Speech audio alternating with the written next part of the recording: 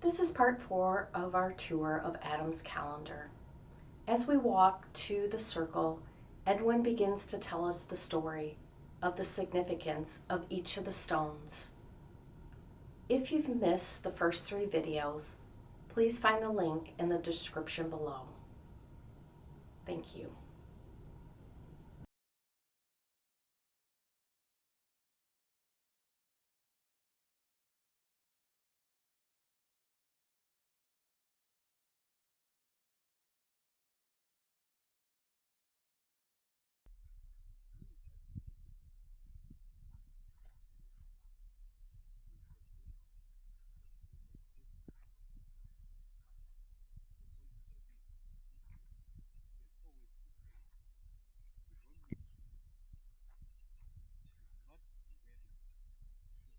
Yes, yeah, that's it. Oh, the dog. So a lot of things are being like we are much here or look here we have discovered something. There was nothing that was discovered. So next question.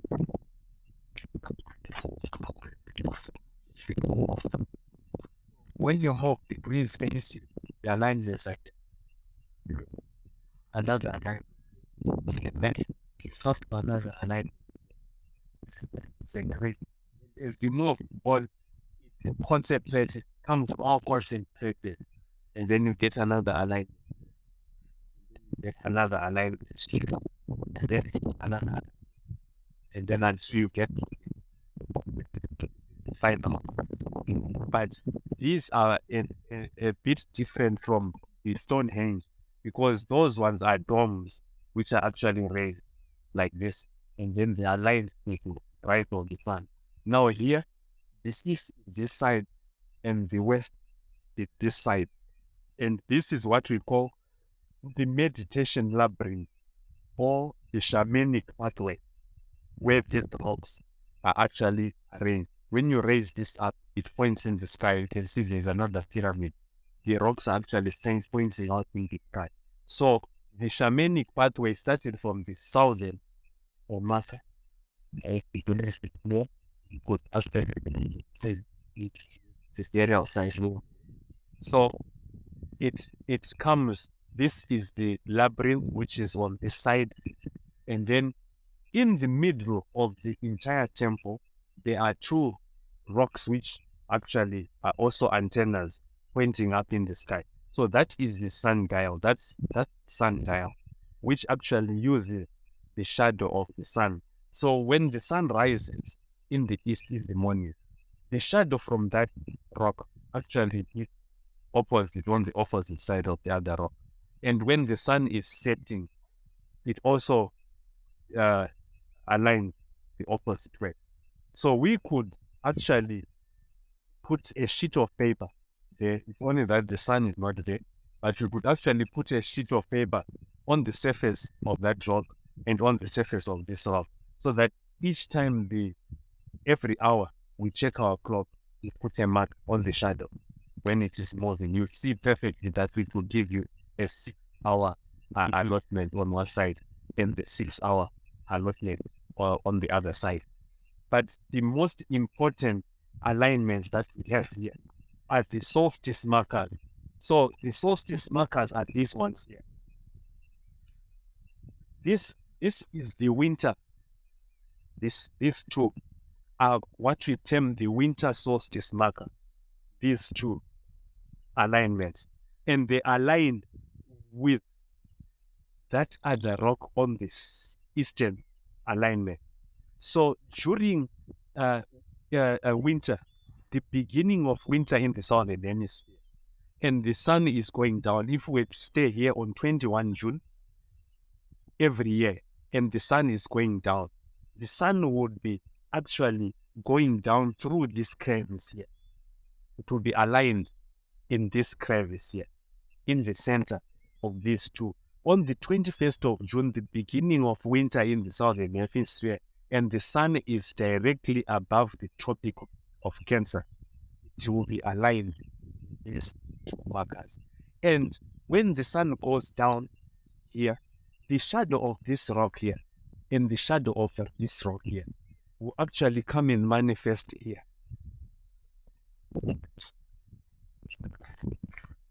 Will come in here, like here.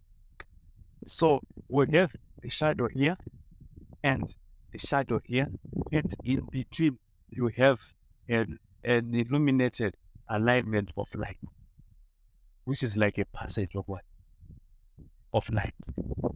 It without actually seeing it though, it reminds me of the first stone we saw. Yes. That Yes. would be the same shape. Yes, that will be the same shape. Yes, it will be the same shape. And here you can see that when I move to this alignment, which is on the western, this one, it means it was cut. If you look at it here, can you see that this is original rock? But here it is a cutting up to here. Can you see this is a cutting which was removed? And when you go here, it's another what? Cutting. This is. So you think that stone down there came from this stone?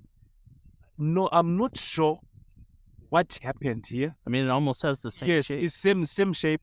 I'm just wondering how it can all add up, because there is a piece missing. Yes, there is an elementary piece missing. Yes, but that piece will fit exactly the allotment and alignment with what?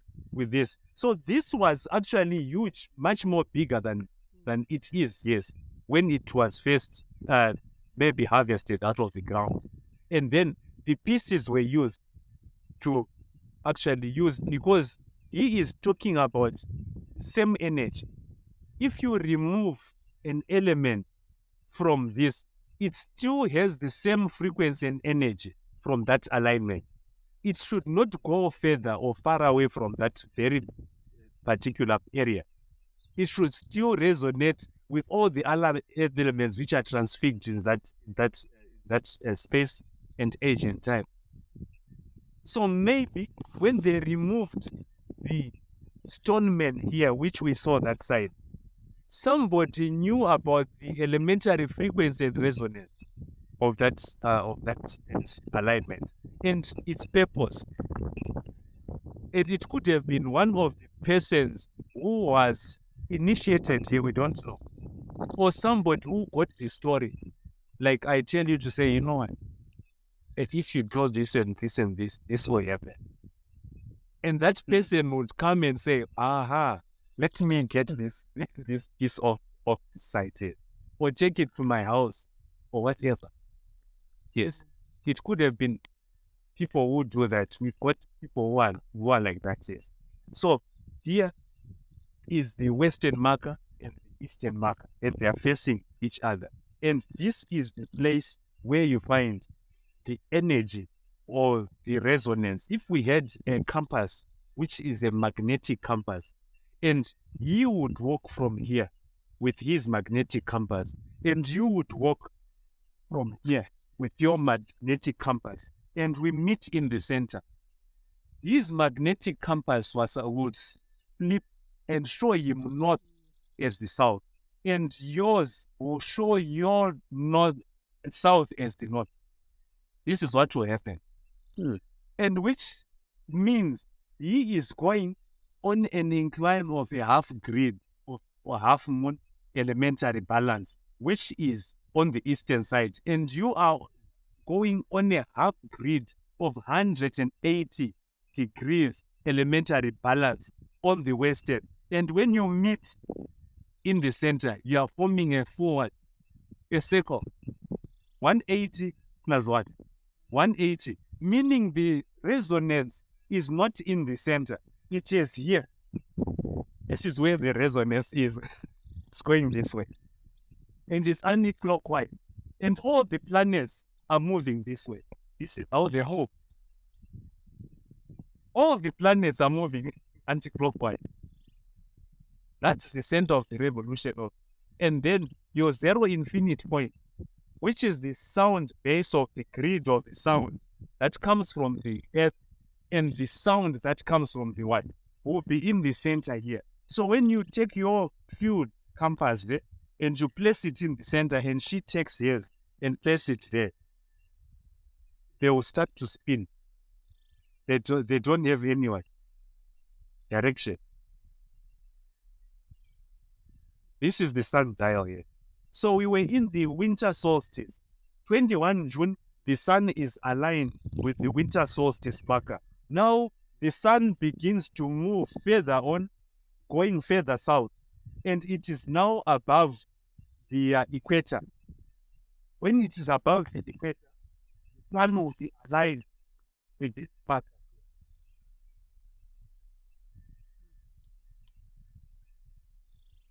Equal day, equal night. Equal 12 hours during the day, 12 hours during the night. It will be above the equator. So when the sun goes down, it will go down to this alignment. And the shadow of this equinox marker will come and manifest on this grid here. You will think it is cave, mouth of a cave if you come here. You will see the shadow will be drawn like this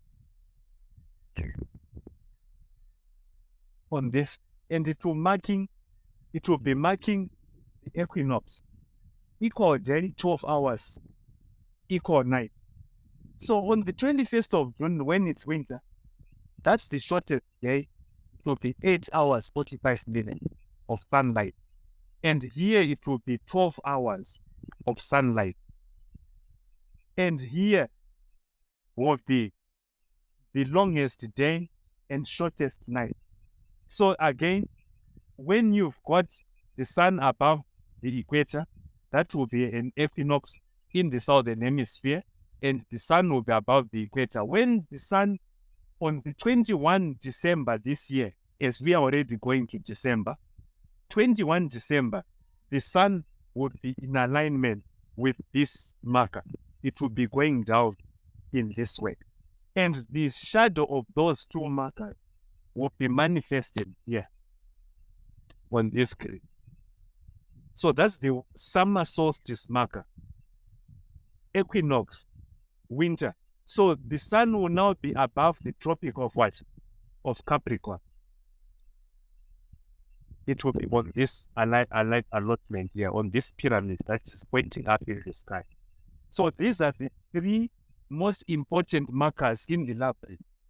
They mark the equinoxes and the solstices. But the equinox, the sun moves twice over the equinox on any particular in the same year. It moves twice, but once in the winter and once in the summer solstice alignment. And they are all centered to this. It means that who was creating this sundial was elementary knowing the evaluation of the frequency of this central point. This is where the issue is here.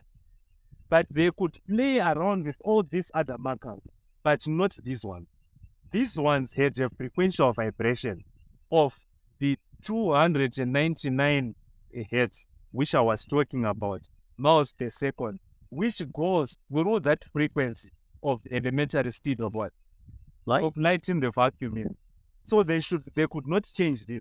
All they could do was to change the other alignment. This is why they cut the rocks off and to align and to set up the one.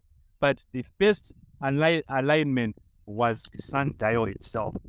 I said you don't need the sun. You don't measure a moving object.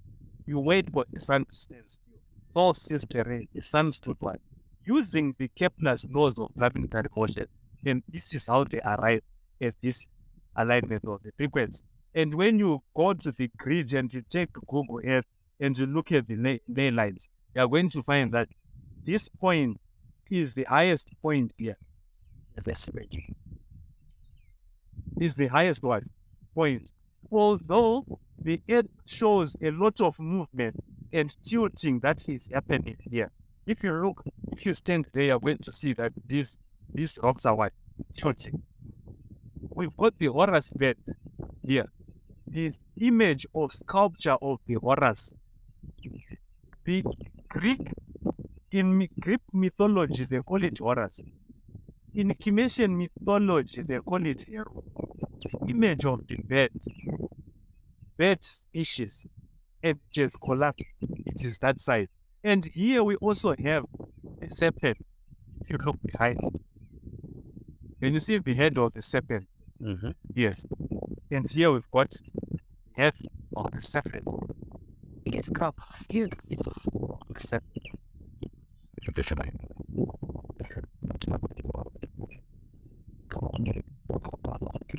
Yeah. I think this. That's the serpent. And we also have the eagle. It's enfolded here. Yeah. So it was like standing upright. And we have the sphinx, African sphinx. This was standing up, and the head is also broken there. Also a sphinx. It was supposed to be standing up. So we've got the sphinx, the eagle, and the serpent. And what is that? That's a portal. It manifests the portal. The DNA resemblance of what? Of our genes. And this is where you get the corrupted form of the hypocritical oath. This is where you get it. This is where you get it. Yes.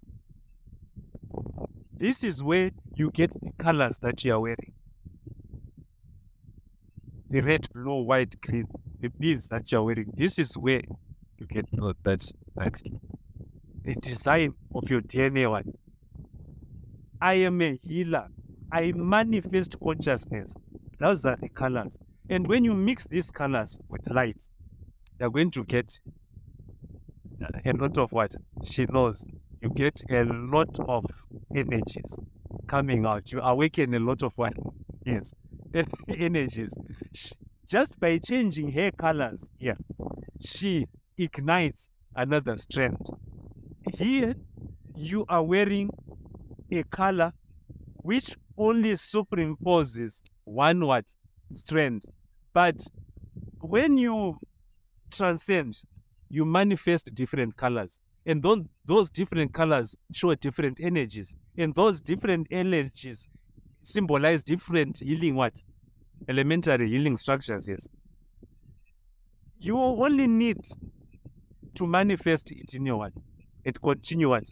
Transcending these colors into an infinite one. But you will not finish there because your timeline here on this planet is just 100 years big. So you won't be able to get through all the what? A blink of the eye. Yes, it's just the blink of the eye. Yes. But look, she's already manifesting for what? Synergies, yes. For creates. And that's how it is. But a lot of people will not know that. So from there, let's just go to the Horus bed in the 3 stars of the Orion. They have collapsed also. Can you see this is tilting? It's continuing to. So the misalignment we found on this central part was equating to 3 degrees 47 minutes misalignment at Adam's calendar. And a singular degree misalignment on the Orion belt will give you a timeline of 150,000 years for a misalignment of a singular degree on the Orion. So here we know that this is why the grid is what? It's tilting. You can see that it's tilting as we go down here. And we are right up in the sky. You can see that we are up in the clouds. This is a 1,000-meter escarpment here. Just here by these bushes. If you just go there, you're going 1,000. No, thank you. Yeah. So here, you can come and see that. The Horus, it has fallen. The statue, the sculpture is fallen down. You can see the beak here. Yeah. Oh, yeah. The beak, and it goes like this.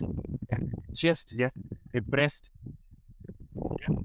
So it is actually fallen down. It's fallen down. So it was supposed to be lifted so that it stands upright. We also have another one, the three stars, the best stars of the Orion. So this is Horus.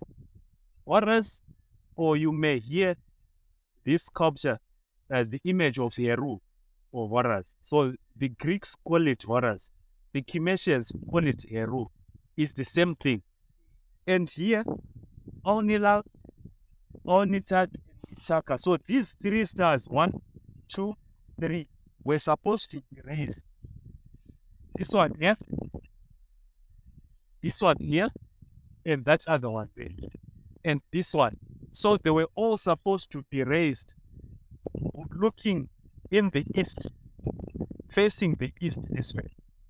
So it will be the Horus being the guardian of the Orion one, the guardian of the Orion belt, or the protector of the Orion belt, meaning that there was something of a type of worship that was also culminating in the form of this calendar being formulated. It means our metaphysical is not isolated from our spiritual. When human development begins, the channeling of the spiritual has to interact with the metaphysical. It's not in isolation. We don't live in isolation. It means that when our frequency raised or lowered, there was something that happens in the metaphysical, which was disconnected intrinsically from the what? This is what we are looking for, which we have disintegrated ourselves by the type of food we eat, what we do, blood on your hands, a lot of other things that has actually changed the human format to what it is. So there was a type of worship that was taking place here. And you hear even in the temples of Amen-Ra, the sun was above the temple of what? Of Amen-Ra. And when you see the alignment of the Horus today, when it is lifted up here, the sun between those two pyramids I was showing you, it is actually in alignment with these structures. And the shadow of this would be manifested at the center there. And it will look like, you would see even in Egyptology, have you seen some inscriptions on the walls in Egypt, which have got a bed-like structure, a human form with a what? With a bed-like structure that is here. And they call that Horus, but here they are calling it Heru. So this is the bed-like structure, which is facing the east to the rise of what? Orion. Yes. And this is what is also disintegrated on this eastern part. So when you see those texts here going around like this, you see that it's a complete circle. And when you measure it, you're going to find that you've got 30 meters by 30 meters. Then when you take a drone footage from above, you're going to find a circle in the what? And across it. It's a full circle and a cross. But all these are aligned, facing upward. Now when you look at all the antennas across the world, the antennas are facing what? Up. And here, all the same elementary analysis of antennas. This is actually energy. This is a machine. We are standing in a machine, a very ancient amplification device. This is what we call an amplification, sound amplification device. This is what it is. Yes. It's a sound amplification device, but it's a very ancient sound amplification device which uses earth energy. This is why we have had two events here of aeroplanes when they were trying to cross this place at a certain particular time of the year. They had engine what? Problems, yes. Yes. And now we've got a red star area in the Babaton where low-lying aircraft have to go around. On the 9th of next month, I'm having a helicopter tour here with a British family. They want to do a helicopter tour here, and I'll be having a helicopter tour here. And we are not going to go in here. We are going to go around the Barberton. Although here we are going to have a shooting, we've got a cameraman there who's going to do an aerial watch. But we are not going to get past this way. We are going to go around the Barberton. And we are also going to the giant footprint, and we are also going to Light River Canyon, which is the third largest canyon in the world here, where we've got what we call John Beck's luck potholes, where a family actually picked up crystals of what? Big crystals, chunks, 4 kgs of what? Solid what? Gold. Wow. One of the richest gold, yes. It's called John Beck's. John Beck's luck potholes. John Beck's was the one who is now, secondly, is now owning 264 house there, which is called Watia Group. Yes, he is now started way back in 1800 when he started picking up these chunks of one. So they are called luck potholes, but he is long gone. Most of his children are long gone, but great-grandchildren are now holding 262 hotels here in South Africa. Yes, and they were called luck